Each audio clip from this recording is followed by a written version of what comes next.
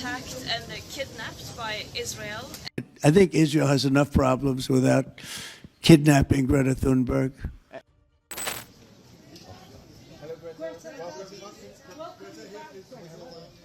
Could you tell us how the last few hours were? On international waters, we were illegally attacked and kidnapped by Israel and taken against our will to Israel, where we were detained. And then some of us deported, some are still there. There are very big uncertainties because it was quite chaotic and uncertain, so I don't really know what's going on. I haven't had a phone for many days. I don't know if disappointed is the right word.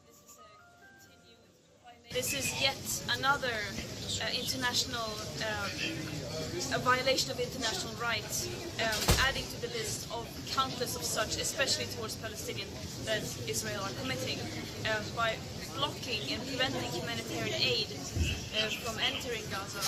That is illegal. Yeah, they probably have posted lots of PR stunt videos.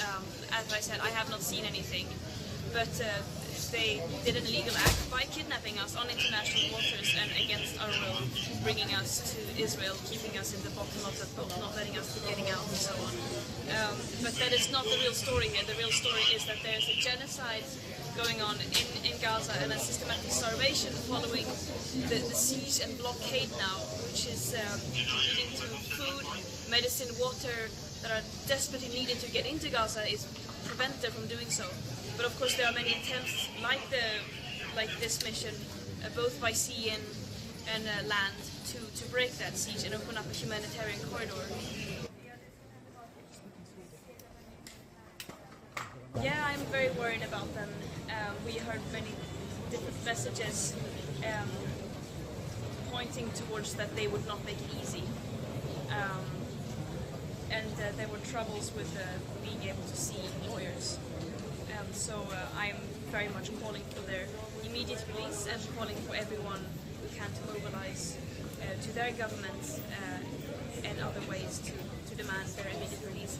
And of course to demand not only humanitarian aid being let into Gaza, but also a ceasefire, but most importantly an end to the occupation and an end to the systemic oppression and violence that Palestinians are facing on an everyday basis. And stepped onto that boat knowing what risks we would take. When there's even a risk of genocide happening, we have a duty to prevent that from happening.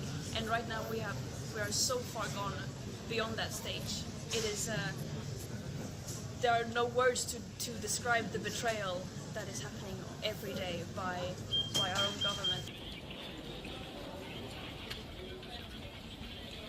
Attempting to once again bring aid to Gaza, which is desperately needed, but also to send solidarity and say that we see you, we see what is happening, and we cannot accept just witnessing all this and doing nothing.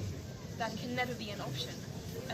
I'm terrified at seeing how this extremely deadly passivity and silence is all over the world, leading to so many deaths. We made this trip with a smaller boat and a smaller crew because that's all that we had, because they bombed the last boat. And as I said, this is about bringing as much humanitarian aid as we possibly could, while also sending a message of solidarity and hope, telling Palestinians that we stand behind you in this struggle, and we are joining the global uprising of people demanding an end to the oppression and decolonization, not just in the metaphor.